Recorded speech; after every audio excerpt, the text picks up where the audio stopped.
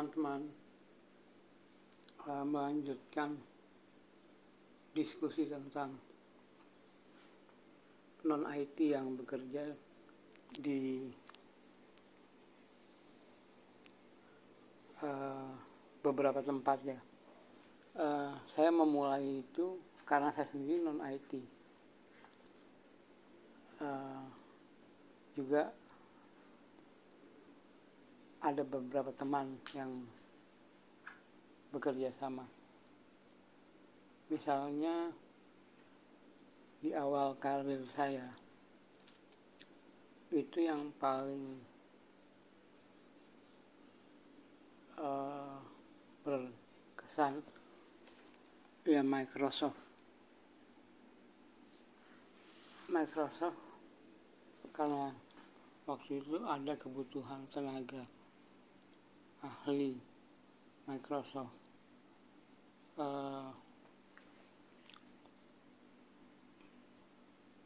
Yang awal saya lakukan dengan Microsoft yaitu dari PBB subkon ke PT Pancoran Info Citra. Sekarang udah hilang PT-nya.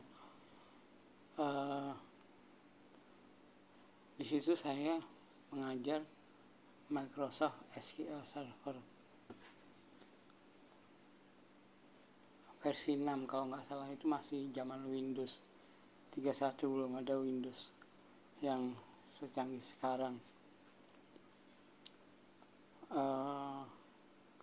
Saat saya menguasai SQL Server, banyak yang menertawai, buat apa ini nggak bakal dipakai.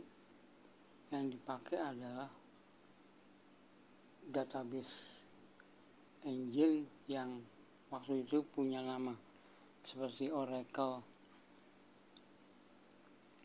Progress di Unix, dan seterusnya. Jadi, tapi starting pointnya saya mengajar SQL Server Microsoft sebelum ada orang yang menjamah. Waktu itu dari departemen mana saya lupa, yang mendanai PBB. Kemudian yang paling lama dengan Microsoft itu saya ada di PT Integrasi Teknologi dengan teman yang solid, Pak Haji Heru Purdadi. Beliau sangat mendukung,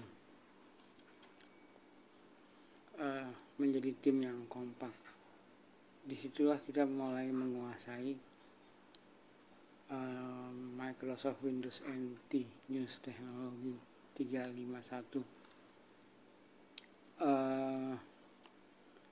Proyeknya di PT Arco itu sekitar tahun 2000-an, semua itu udah tua sekali ya. Sesuai dengan yang bicara, saya sudah 60 tahun, tidak terasa.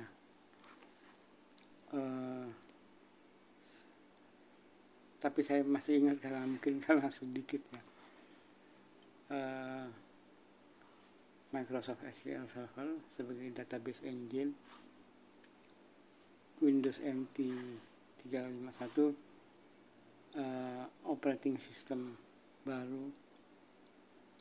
Nah, itu sebelumnya saya kenal mail dari teman namanya Ahmad Agus, dan buku-buku beliau lengkap karena beliau kerja pertama kali di Microsoft representatif, yaitu Pancoran Info Citra.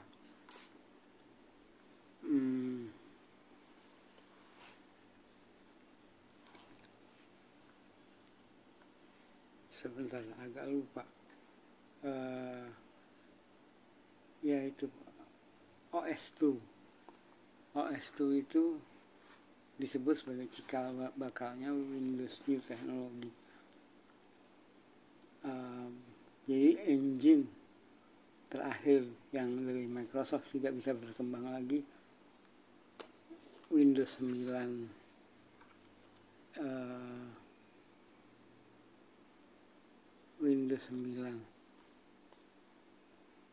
bukan dari tiruan New Technology. Kalau nggak salah saya dengar, New Technology itu berasal dari engine digital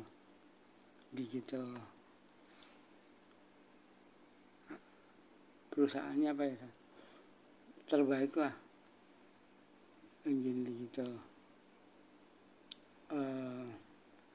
digital Alpha ya, yaitu diadopsi dan makin membuat Microsoft sedemikian hebat dengan operating system yang paling terbaik. Cuma bukan open source seperti Red Hat atau Linux lainnya.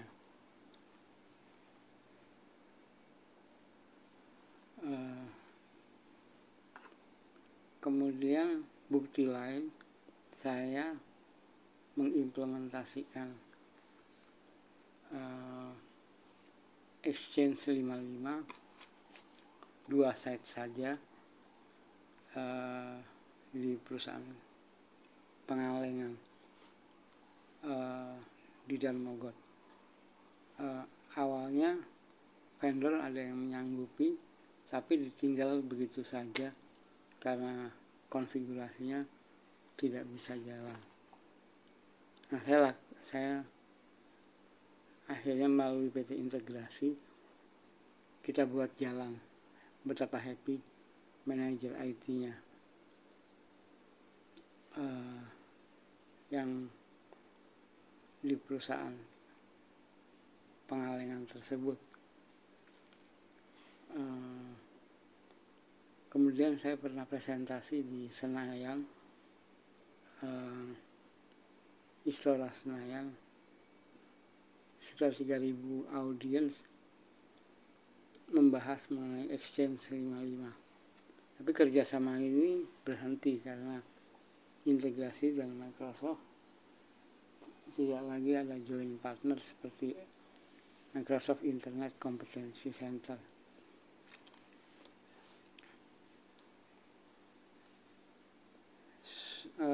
Kalau dilihat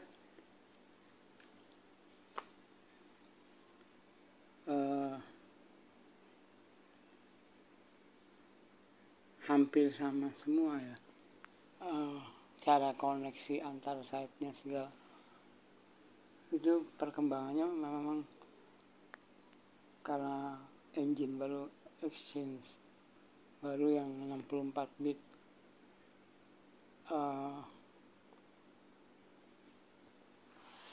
Exchange baru, saya belum hanya sekali di Indofood, bukan di PT Indofood ya, menyewa kantor di Indofood, satu lembaga konsultan.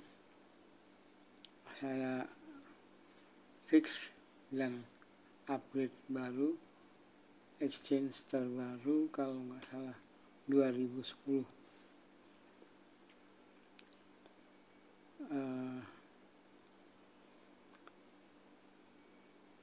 Memang mempelajarinya agak, kalau langsung dari textbook itu bisa belum tentu cepat. Saya membypass dengan cara men-search di Google untuk step-step singkat membangun satu single site Exchange server bersama patch-patchnya. Juga di satu perusahaan konsultan Mindspace milik teman sendiri,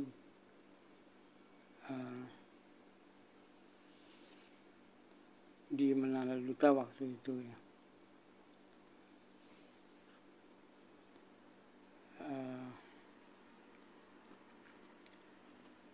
itulah sekelumit tentang cerita tentang Microsoft. Dalam ini saya bawa karena sebagai referensi contoh yang solid.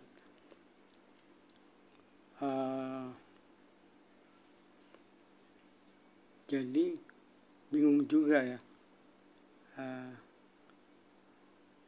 artinya orang non IT seperti saya dan Pak Haji Heru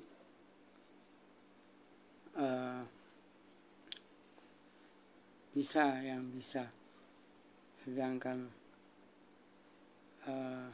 mungkin IT-nya belum tercetak banyak, tapi sekarang canggih-canggih,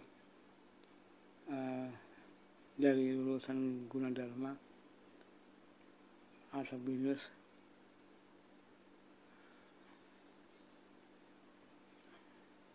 tapi di bawah lead India kebanyakan ya.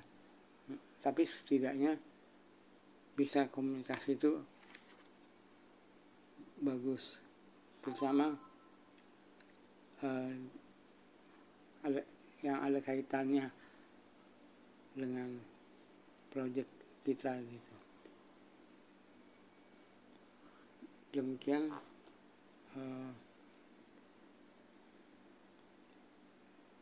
yang bisa saya sampaikan, pengalaman non IT di IT. Tidak jelek, tapi rekomendasi tetap IT, sekolah minat di IT, mau bekerja di IT, fokuskan di IT-nya itu sendiri, karena lebih bisa mendalam lagi. Waktu sayang kan, waktu 4-5 tahun dibuang untuk non IT.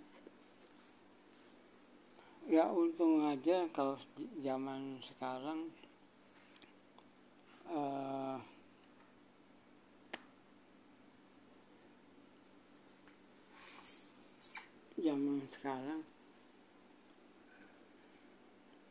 banyak sudah yang pintar-pintar sekali, sehingga Microsoft pun tidak kesulitan untuk menciduk resource. Juga dengan partner itu tidak sembarang partner. Yang saya baru tahu, partner itu harus ada uang iuran $5.000 ke atas. Kemudian juga, tapi nanti ada kompensasinya, transfer ilmu.